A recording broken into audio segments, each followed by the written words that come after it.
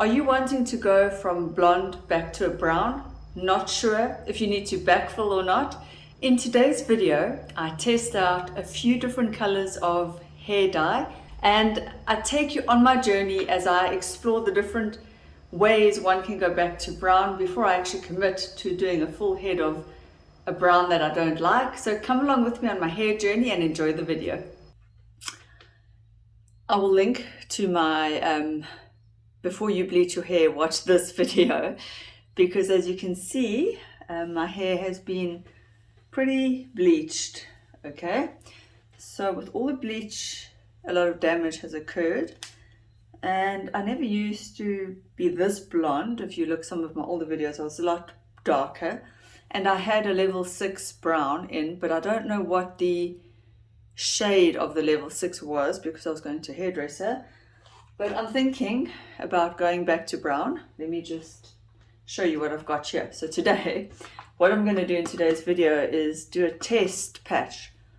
Probably some hair underneath, which is still not as blonde. But I'm going to test this color. It's Garnier Color Sensation. This was so cheap. This was $76.99 at Pick n Pay.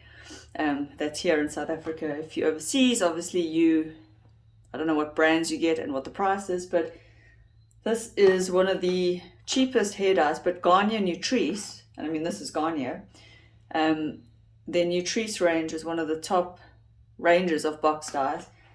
So when you look at the ingredients, it's the same stuff. I think they just market this, it's cheaper for a different audience, basically, for a different price bracket. Now, let me just have a little rant. Level 6 is actually a brown, people, so I don't know why they say precious dark blonde, because I know for a fact this is not coming out blonde at all.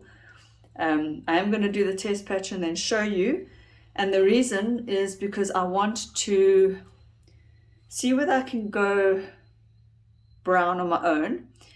Now when you watch videos on YouTube and they take the person from blonde to brown, they usually say you need to fill the hair with putting back the warm colors. So when you bleach hair, you strip out the warm colors like the reds and the oranges.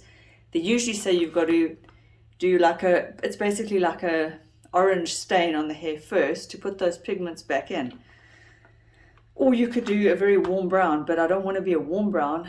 I'd like to be quite a natural looking brown to mimic my natural hair color. I think I'm pretty much done with bleach. So I'm going to do an experiment and show you the results. And also a lot of people, we look at these colors on the back of the box and it never really matches. So let's see how close to the box the brown comes out. So I'll do a test patch, probably quite a nice thick one so we can actually see the color, but under here, and then I'll report back to you. So I'll just do like a nice big slice.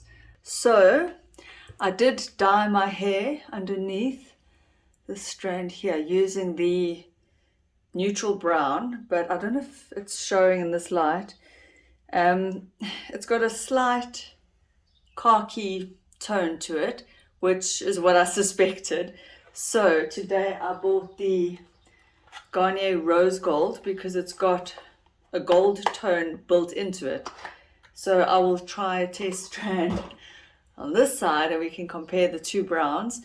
So it is true what they say, that if you are going from especially a very blonde like this, especially these pieces that are so white, if you are wanting to take your hair from blonde back to brown, you do need to what they call backfill your hair. So you need to put the oranges, the warmth back in. Now I could do that. There was a semi-permanent color. It was actually on sale, very cheap at Discount. It was called Apricot, so basically like a bright orange. I could have done that, backfilled all my hair and then gone over it with brown, but I'm kind of lazy and I'm also kind of not a hairdresser, so to do all that processing, and it seems like a schlep. So what I'm going to do is something I did in the past when I had very blonde hair. In the past I did use this color and it didn't have any green tones at all. It is a warm brown, so long term it may not be the brown I want to stick with, but it could do the job of backfilling the hair for now. So like I said, I will test this patch. I'm not going to show you the whole hair dyeing process. I mean, there's a million videos like that on YouTube. And then I'll compare the two. Okay, I've got a mirror to the side here just so I can see. I did the strand on this side with the Garnier Nutrice Rose Gold. As you can see, let's just pull all that hair there. It's quite warm. I'm thinking it's a little bit too warm for like my whole head. I think I would look almost auburn red-headed with this rose gold. But if you compare it to the 6 neutral, so they're both level 6, which is, let's just adjust the camera. So the level is the, if you had to put the colors in black and white, it would be the darkness of the color. So 7 is like a lighter tone. If it was in black and white, it would be a lighter gray. Level 6 would be a darker gray. 1 would be pure black. 10, I think, would be almost white, if we're talking in hair color. And then the tonalities or the colors are what's indicated by the numbers after the level. So as you can hear, I've learned a lot about hair and hairdressing. So this, obviously there's no green at all. This, the neutral, I feel like in some light there is a bit of a slight greenish tinge, not obvious, but if I did my whole head, and especially these blonde bits here, it would come out a bit green. So I was thinking to experiment on these pieces and put the neutral color over the rose gold and put the rose gold over the neutral 6. And if it works, maybe that would be something I could do, is to actually just blend the 2 colors. And then I would test one strand where I've mixed the 2. Now they're both Garnier, but they are different formulations. And the rose gold dye, the Garnier Nutrice dye, really stank. It had that strong hair dye smell. I don't know why this one didn't. This was a much more pleasant hair dye smell and formulation to work with. So if I had a choice, I would actually use the cheaper dye. It didn't smell as strong. So I don't know why, but these are the results. Let me stand back again and just show you here. So you can see that if you're wanting to go a very warm brown, you don't actually need to backfill your hair. I mean, there's no green at all. If you're wanting to go a neutral color, you probably would have to backfill. Okay, so I've also tested, you can see a stripe here. Let's just stand back so you can see the color. This is the level 6 golden brown, 6.3. So 3 stands for a golden tone. And as you can see here, it's come out fairly golden, but very yellow on the ends.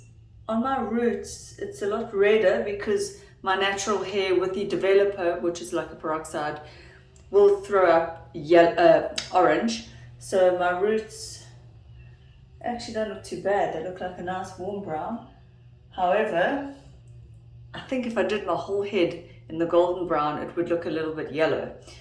So to date, I have tried a strip of the neutral brown under here, this one here, and this one probably a little bit khaki green. So if I used this, I would have to backfill my hair for sure. I might do that, still thinking. Under here, I've done the rose gold here, which has got no greens at all, but it's maybe a bit too red, too warm for me. I do like the color, but I think a whole head of it is pretty true to the box, I must say. When you look on the back of the box, if I take a strand of hair, it's pretty true to the color. So well done to them for that. And this as well, on my hair, this has come up more yellow, but yeah, I would say it is a golden brown. So again, doesn't look as ashy as that, which that's like an ashy golden brown. Here, this is like yellow golden brown, but I think it's fun to experiment. Now I can hear you saying, well, after buying all that dye, you may as well just have gone to a hairdresser. But if I'd gone to a hairdresser and got them to do my hair back to brown, I would have lost out on all the fun and all the learning and all the knowledge I'm gaining. I'm gaining knowledge about tones and colors and how the hair, how the color the hair dye takes on blonde hair versus on the roots. So the point is, you don't have to backfill if you want to go a warm brown. It will show up slightly, obviously lighter on the bleached hair. The golden brown shows up quite yellow on the bleached hair. This one is a lovely color, but it is quite warm for me. I might use a bit of it, but so if you're doing something neutral or ashy, you do need to backfill. If you're doing something warm, you could probably get away with not backfilling. So for me, the lesson or what I'm learning is to consider my color choices and then maybe even do different slices of different browns.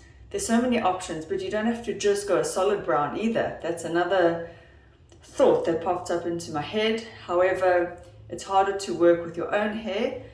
So I hope me sharing some of my hair color journeys is inspiring you, it's teaching you something, and I'll be back with some more. I'm probably going to test another color before I commit.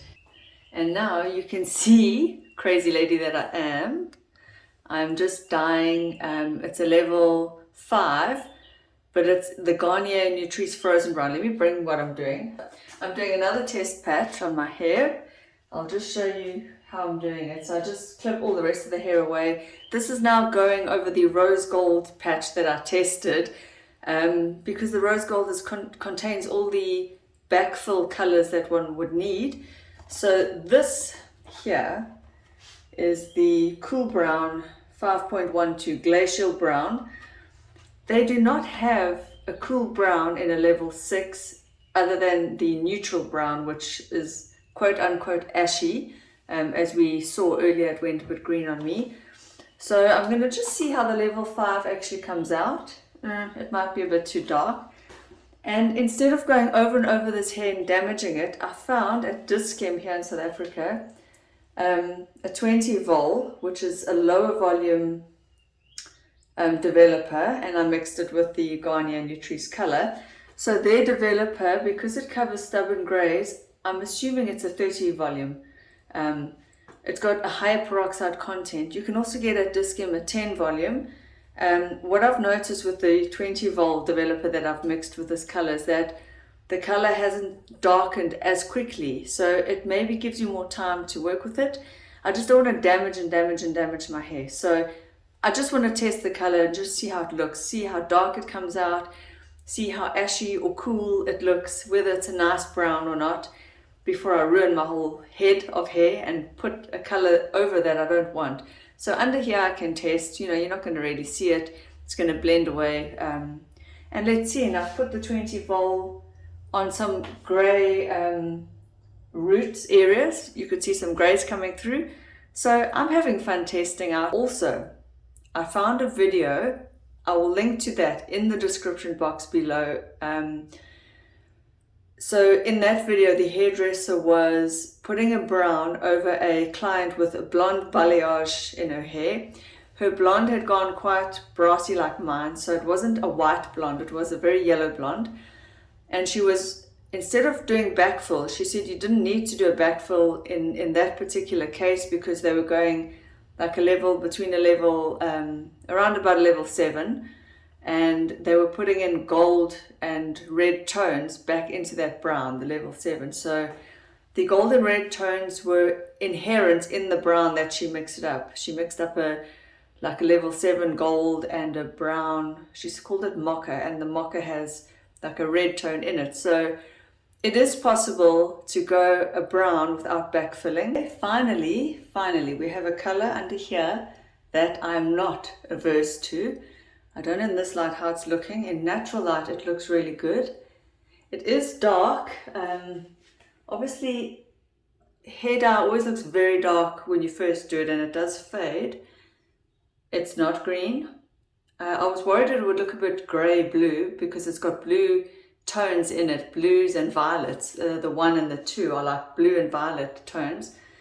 But I have done it over the red patch of hair, and it's really a nice chocolate brown, actually a dark chocolate brown. In indoor lighting it does look a little bit black, but I think one has to make sure it looks good in natural light because indoor lighting is not a true reflection. So I'm quite liking that color. It's the first color I have not been averse to.